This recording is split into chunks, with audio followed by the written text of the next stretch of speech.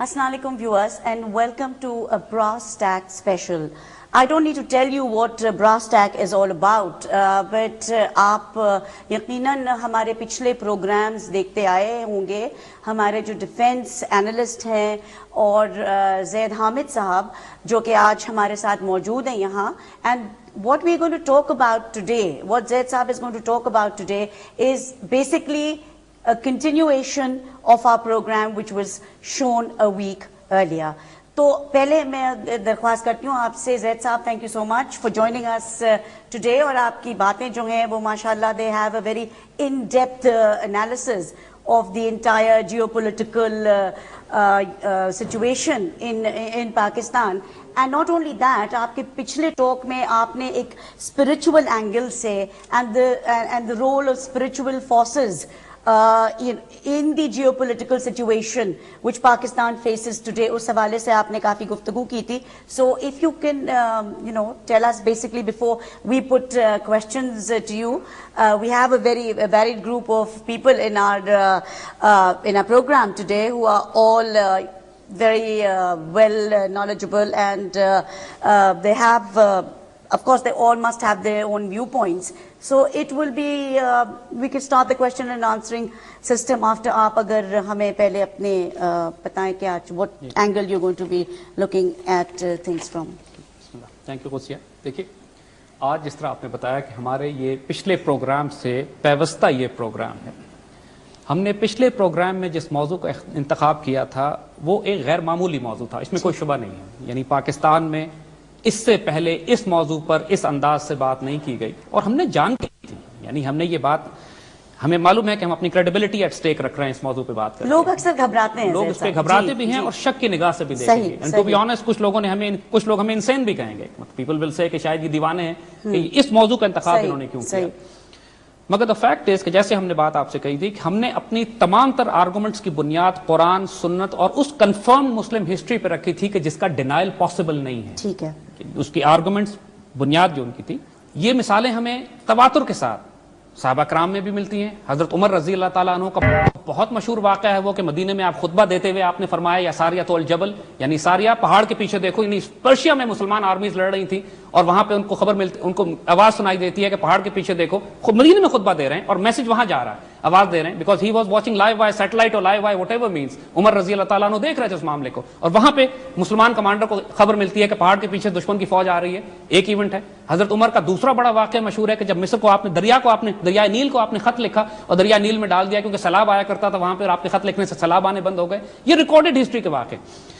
پھر وہ پرشیا میں جو بہت مشہور اگین ریکارڈڈ واقعہ ہے کہ جب پرشین آرمی شکست کھا کے دریا کے پرلی طرف تھی اور مسلمان فوج اس طرف تھی اور بیچ میں دریا طوفانی تھا اور ممکن نہیں تھا اس بات کا کہ مسلمان آرمی دریا کراس کر سکتی, تو اس پر مسلمان فوجوں نے اپنے تمام گھوڑے دریاؤں میں ڈال دیے, اور جس پر پرشینز ہسٹورک الفاظ ہیں کہ یہ کہتے ہوئے بھاگ گئے وہاں سے کہ دیوا آمدن, دیو آ گئے اور دیو آ گئے. یہ تاریخ نے الفاظ ریکارڈ کیے ہوئے ہیں. اور اس پر علامہ اقبال کا وہ خوبصورت شعر ہے کہ دشت بھی نہ چھوڑے ہم نے بحر ظلمات میں, دریا بھی نہ چھوڑے ہم نے بحر ظلمات میں دوڑا دیے گھوڑے ہم نے. Iqbal has referred to this particular incident and event. Now what we are trying to say is کہ اب اسی طرح بہت ساری predictions, بہت ساری prophecies ان کے پاس بھی ہیں. یعنی حضور صلی اللہ علیہ وآلہ وسلم کے مدینے میں پیدائش, مدینے میں تشریف لانے سے پہلے مدینے کے یہودیوں کو معلوم تھا کہ ریکارڈ آن ہسٹری موجود ہے کہ they were expecting a prophet to come. پھر انہوں نے حضور صلی اللہ علیہ وآلہ وسلم سے اختلاف کیوں کیا؟ they agreed with the man. ان کو یہ تو پتا تھا کہ ایک نبی نے آنا ہے. they agreed with the mission if I say, کہ ان کو یہ معلوم تھا کہ نبوت کا سلسلہ چل رہا ہے اور ایک پروفیسی, ایک نبی نے آنا ہے.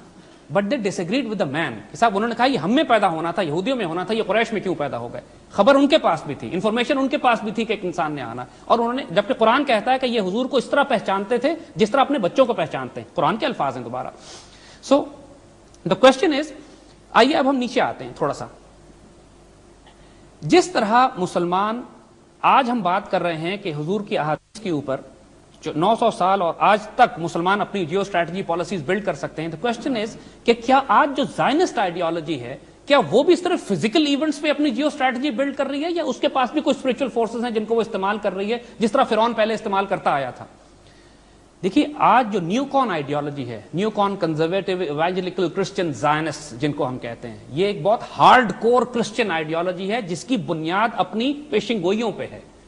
یہ جو گریٹر اسرائیل کا کانسیپٹ ہے جس کے نتیجے میں یہ پوری دنیا میں اس وقت فساد برپا کیے ہوئے ہیں، پوری دنیا کی جو جیو پالیٹکس اور جیو اکنامکس تبدیل ہو رہی ہے، اس کی بنیاد پیشن گوئیوں پہ ہے. اس کی بنیاد ان خبروں پہ ہے جو ان کے جادوگروں اور کہنوں نے ان کو اسی طرح دیے ہوئے ہیں جس طرح موسیٰ علیہ السلام کے پیدا ہونے سے پہلے فرعون کو اس کے کہنوں اور جادوگروں نے خبریں دی ہوئی تھیں. اسی لیے یہ گریٹر اسرائیل کا کانسیپٹ آپ دیکھیں تو یہ مدینے کی ریاست تک آتے ہیں، یہ مدینہ واپس آنا چاہتے ہیں، سمپلی کہ ان کو یہ معلوم ہے کہ نبی نے مدینے میں ہونا تھا. And that is why the borders of greater Israel مدینے کی ریاست تک پہنچ رہے ہیں. یہ ابھی تک اس نبی کے آنے کا انتظار کر رہے ہیں جو 1400 سال پہلے آ چکے ہیں. لیکن ان کو جو اس وقت جو جارج بش کی آئیڈیالوجی ہے وہ یہ ہے، اگر آپ ان کی ایکچوئل بلیف سسٹم اٹھا کے دیکھیے، وہ یہ ہے کہ گریٹر اسرائیل جب قائم ہوگا تو عیسیٰ علیہ السلام آئیں گے، وہ اینٹی کرائسٹ کو قتل کریں گے اور اس کے بعد پوری دنیا میں عیسائیت پھیلے گی. ان کا بلیف سسٹم ہے یہ ان کی روایتیں، ان کی تاریخ ان کے جادوگروں نے یا ان کی کتابوں میں جو باتیں ان لوگوں کو لکھی ہوئی ہیں. So they are extremely spiritual agenda, یعنی ایک نیگیٹو ایول صحیح، لیکن وہ اگین ان کی جو سورسز آف انفارمیشن ہے جس پہ اس وقت امریکن فارن پالیسی بلڈ کر رہی ہے، وہ امریکن فارن پالیسی اور زائنسٹ اور Israeli foreign policy is build on spiritual information, spiritual intelligence پہ ہیں وہ لوگ. So what I am trying to say is کہ جس طرح دنیا میں آپ کو ایلیمنٹس آپس میں کلیش کرتے نظر آ رہے ہیں، اس طرح آئیڈیالوجیکل اور اسپرچل پلین پہ بھی یہ prophecies versus prophecies, spiritual intelligence versus spiritual intelligence, spiritual motivation versus spiritual motivation, اور ڈائریکٹ اسپرچل انٹرونشن مسلمانوں کی طرف سے جو کہ اللہ کی فورسز ہوتی ہیں اور نیگیٹو فورسز جو انٹروین کرتی ہیں، یہ اس لیول پر بھی کانفلکٹ جاری ہے، ہمیشہ سے ہوتا آیا ہے، قرآن نے ذکر کیا ہے، آج بھی اس کے ایلیمنٹس اور پلیئرز موجود ہیں. Now this is the reason Gandhi for example, Mahatma Gandhi Hindu specialize کرتے ہیں اس قسم کی سائنسز میں جو نیگیٹو ہیں، چاہے وہ جادو ہو، چاہے وہ جنم پتری بنانا ہو، چاہے وہ حساب کتاب کرنا ہو، چاہے پریڈکشنز کرنی ہو، چاہے وہ کوئی کام نہیں کرتے جب تک وہ کسی کاہن سے یا پادری سے کسی سے پوچھ نہ لیں کہ ہمارا یہ حالات، واقعات، موسم، وقت، گھڑی ٹھیک ہے کہ نہیں ٹھیک ہے. اینڈ ٹو بی آنیسٹ وہ سائنس ہے، وہ نالج ایگزسٹ کرتی ہے، لیکن مسلمان اس پر اعتبار نہیں کرتے کیونکہ ہمارا توکل اللہ سے ڈسٹرب ہوتا. مہاتما گاندھی نے پریڈکشن کی پاکستان کے حوالے سے کہ پاکستان بن گیا ہے، اب ہماری 4 جنگیں اس کے ساتھ ہوں گی اور ہر جنگ پچھلی جنگ سے خونریز ہوگی، اور جو چوتھی جنگ ہے وہ فیصلہ کن ہوگی. This is precisely what we are seeing کہ ہماری کشمیر کی جنگ بھی ہو چکی ہے، 65 کی بھی ہو چکی ہے، 71 کی بھی ہو چکی ہے، اور ایک چوتھی فائنل شو ڈاؤن ڈیو ہے بھی ان کے ساتھ جس کے اندر ہمارا فیصلہ ہوگا.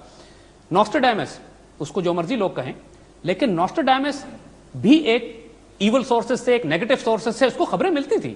وہ مسلمان اس پہ اعتبار نہیں کرتے، کچھ باتیں صحیح کچھ باتیں جھوٹ، دیٹس ہاؤ اٹ ہیپنس. لیکن اس نے ایک بڑا انٹرسٹنگ پریڈکشن بھی کی ہے. اس نے ایک ایسی آرمی کا ذکر کیا ہے جو 3 شیروں والا نشان اس کا ہوگا اور وہ بہت بری طرح تباہ کی جائے گی. So what we should realize is کہ پازیٹیو اینڈ نیگیٹو بہت اسپرچل، یعنی اسپرچل انٹیلیجنس ہے یہ، جس کو مسلمانوں نے 1400 سال میں جو خاص، ہم نے صرف اس حدیث پہ اور اس سورسز پہ اعتبار کیا جو ہمیں قرآن اور سنت کے مطابق اور حضور صلی اللہ علیہ وسلم کی حدیث سے ملتی ہے. کفار ہر سورس استعمال کرتے ہیں، چاہے وہ ایول ہو یا نیگیٹو ہو یا جو مرضی، جس مرضی سورس سے ان کے پاس نالج سورس آ رہا ہو، لیکن یہ فورسز ایگزسٹ کر رہی ہیں.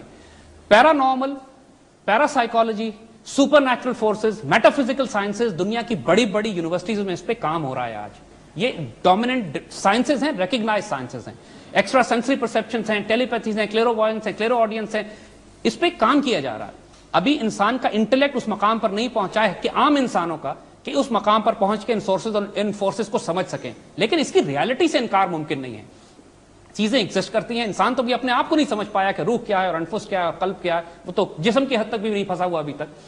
سو what we are seeing is, ہم صرف اس بات پر اپنی اس وقت کی گفتگو کنکلوڈ کریں گے، پھر سوال لیں گے آپ کے انشاءاللہ، کہ ہم ذاتی طور پہ یہ دیکھتے ہیں کہ غزوہ ہند کی حدیث پاکستان کے مسلمانوں کے لیے ایک بہت بڑی بشارت ہے. ہمیں اس کو اسی طرح لینا چاہیے جس طرح قسطنطنیہ کی حدیث کو مسلمانوں نے 900 سال لیا اور اپنی جنگی حکمت عملی اس کے مطابق مرتب کی. یہ پاکستانی قوم کے لیے سعادت ہے. اگر ہم اس کام کو نہیں کریں گے، دیکھیے یہ اوپن اینڈڈ حدیث ہے، یہ کام اگلی نسلوں کو دے دیا جائے گا، ہونا تو ہے. اور وہ لوگ، اس میں ایک اور اشارہ بھی ہے، وہ لوگ جو اس وقت پاکستانی قوم اور پاکستانی فوج کو تباہ کرنے کے لیے کوششیں کر رہے ہیں، پاکستان کے اندر خودکش حملے ہیں، پاکستانی ریاست کو تباہ کرنے کی کوشش کی جا رہی ہے اسلام کے نام پر، وہ بھی ذرا غور کریں اس بات پر کہ وہ کس کا کام کر رہے ہیں. وہ زائنسٹ اور ہندوؤں اور کافروں کا کام کر رہے ہیں یا پاکستان کی خدمت کر رہے ہیں اور اللہ کے رسول کی اس حدیث کو پورا کر رہے ہیں. They should be careful. اگر وہ اسلام کا نام لے رہے ہیں تو یہ خرافات بند کریں جو ملک کے اندر وہ کر رہے ہیں. یہ سوسائڈ بامبنگ، یہ ان کی ایک ڈیوینٹ آئیڈیالوجی ہے، گمراہ عقیدہ ہے ان کا، کہ وہ یہ سمجھ رہے ہیں کہ پاکستان کی آرمی اور ریاست کو تباہ کر کے وہ اسلام کی کوئی خدمت کریں گے۔ اس حدیث کے مطابق پھر اسرائیل کی طرف پاک فوج نے جانا ہے، پاکستانی قوم نے جانا ہے، یہ سعادت ہماری ہے اور اس قوم کو اس پہ متحد ہونا ہے۔ انٹلیکچولی بھی ہم اس آرگومنٹ کو پروف کر چکے ہیں، اور اب اللہ کے فضل سے حدیث شریف نے بھی ہماری اس بات کو تقویت دی ہے۔